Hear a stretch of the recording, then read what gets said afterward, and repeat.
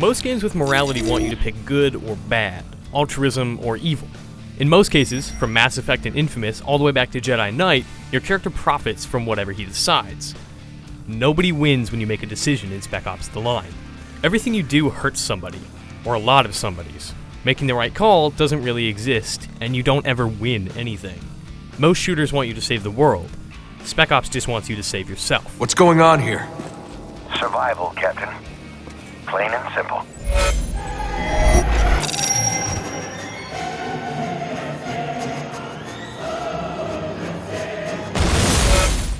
When Spec Ops: The Line starts, it does absolutely nothing interesting. Macho military idiots stroll into a big brown desert and kill foreigners to rock music. It's extremely linear, extremely familiar, and extremely boring. It doesn't take long before the campaign breaks free from that, though, and in short order, Spec Ops stops looking like this, and starts looking a lot like this. And this, and this.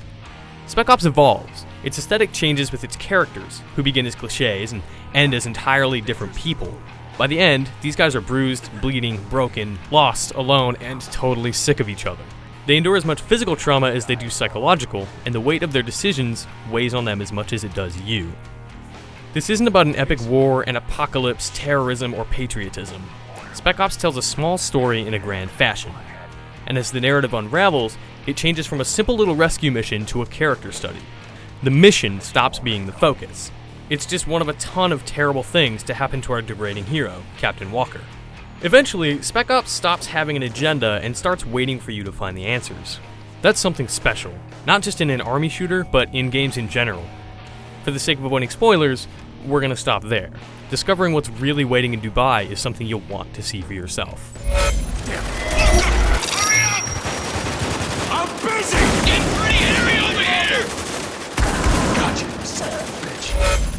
Actually playing through Spec Ops: The Line is surprisingly entertaining despite its problems. The cover system is sticky and unreliable, and Walker will end up standing behind a thigh-high wall like a fool waiting to get shot. More often than not, I died because I didn't slip out of cover the right way, or because Walker didn't slide into it like he should have. To rub salt in the wound, leaping over cover is tied to the melee button, so half the time I ended up smacking objects instead of vaulting over them.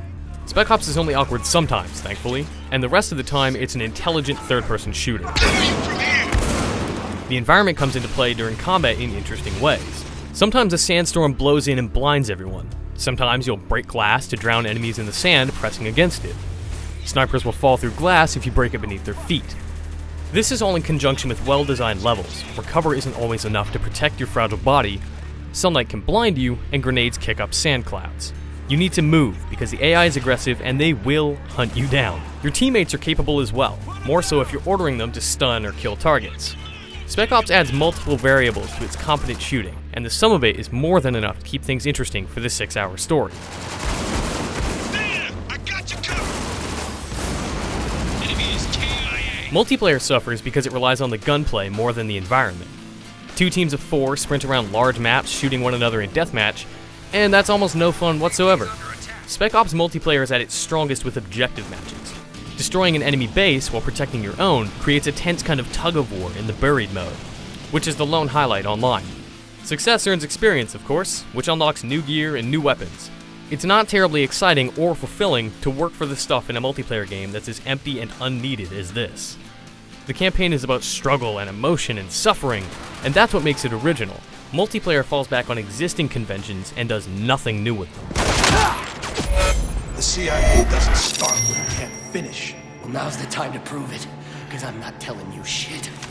No! What the hell? If you skip multiplayer altogether, Spec Ops: The Line is a really great experience.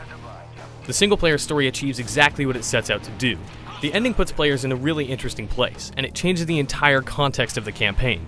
You'll leave asking questions, wondering what if, and wanting to see it through again.